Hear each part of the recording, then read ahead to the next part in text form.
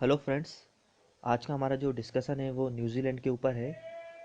बहुत से एग्ज़ाम में एक्चुअली इसके ऊपर बहुत से प्रश्न आते हैं, इसलिए हम इसके ऊपर एक बहुत ही कंसेप्चुअल डिस्कशन करेंगे।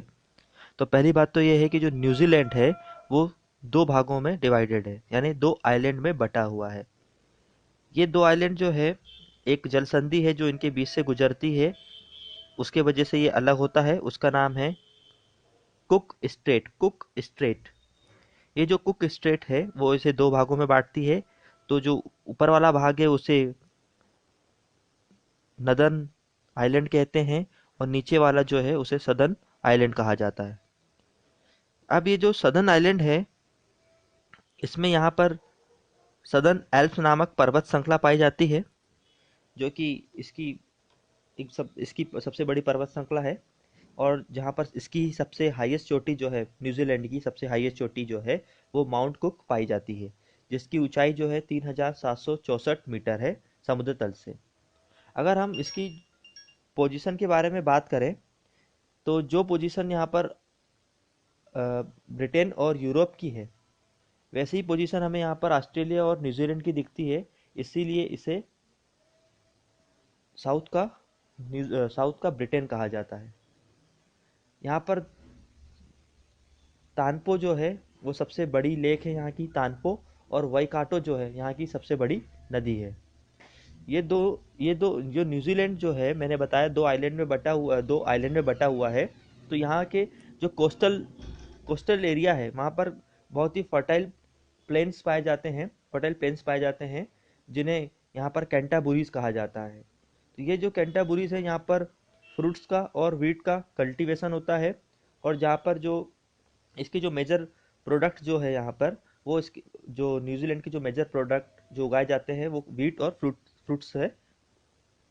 अब बात करते हैं न्यूजीलैंड के जो नेटिव्स हैं वो क्या कहलाते हैं। ये क्वेश्चन यूपीएससी में पूछा गया है। तो उसके यहाँ के जो नेटिव्स है वो माओरी कहलाते हैं, माओरी। और एक अब दो सिटीज़ के बारे में बात करते हैं। तो पहली सिटी तो है वेलिंगटन, जो न्यूजीलैंड की राजधानी है वेलिंगटन, वो नदर्न आइलैंड में है। और जो सेकंड इम्पोर्टेंट सिटी है उसका नाम आकलैंड है।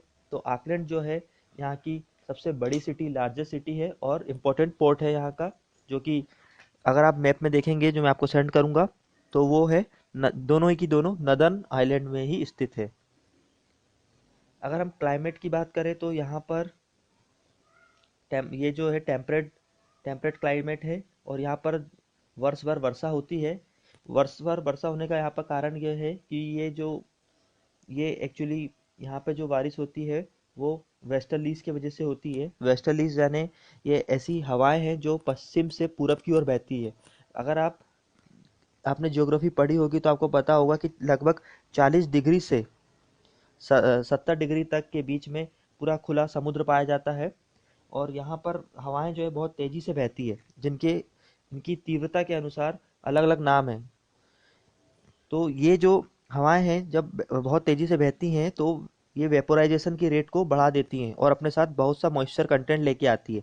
तो जब ये चीज़ न्यूजीलैंड में आती है तो ये मॉइस्चर यहाँ पर कंडेंस होकर बारिश करा देती है। इसलिए यहाँ पर थ्रू आउट द ईयर बारिश होती है। Thank you very much.